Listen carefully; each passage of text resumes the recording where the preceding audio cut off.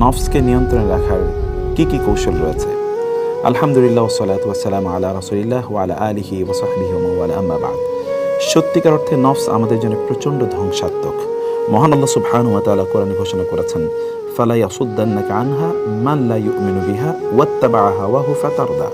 অর্থাৎ যে ব্যক্তি তার নফসকে, অর্থাৎ তার প্রবৃত্তিকে, তার নিজের মনের আকাঙ্ক্ষা, ইচ্ছা যা মনে চায় তাই তারা করে, সেই ব্যক্তি অধঃপতিত হয়, তার ভয়ঙ্করভাবে পতন ঘটে এবং ধ্বংসের মুখে নিমজ্জিত হয়।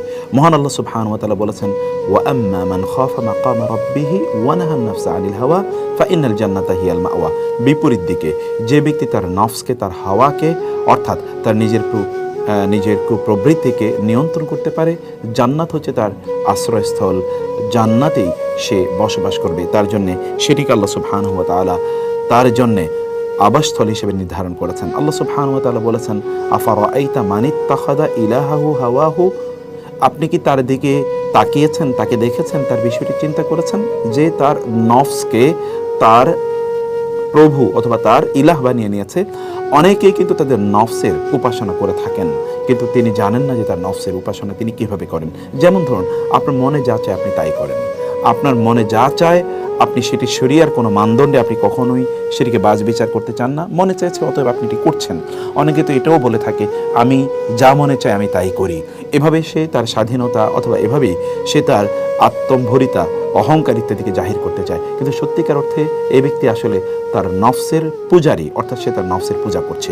এই নফসের পূজা থেকে বা নফসের কুমন্ত্রণা থেকে আপনি কিভাবে নিজকে রক্ষা করবেন, নফসকে কিভাবে নিয়ন্ত্রণ করবেন, সেই কয়েকটি বিষয় কোরআন এবং সুন্নাহর আলোকে আপনাদের সামনে উপস্থাপন করতে চাই ইনশাআল্লাহ। প্রথমত হচ্ছে, নফসকে যদি আপনি নিয়ন্ত্রণ করতে চান তাহলে আপনাকে ফজরের সালাত জামাতের সাথে আদায় করতে হবে। সুবহানাল্লাহ, রাসূলুল্লাহ সাল্লাল্লাহু আলাইহি ওয়াসাল্লাম বলেছেন, যে ব্যক্তি ফজরের সালাত জামাতে আদায় করে সেই ব্যক্তি আল্লাহ সুবহানাহু ওয়া তাআলার জিম্মাদারিতে সারাদিন থাকে। আল্লাহ সুবহানাহু ওয়া তাআলার জিম্মাদারিতে কেউ যদি থাকে তাহলে কি তার নফস কখনোই তাকে কুপথে বা বিপথে তাকে অনুপ্রাণিত করতে পারবে?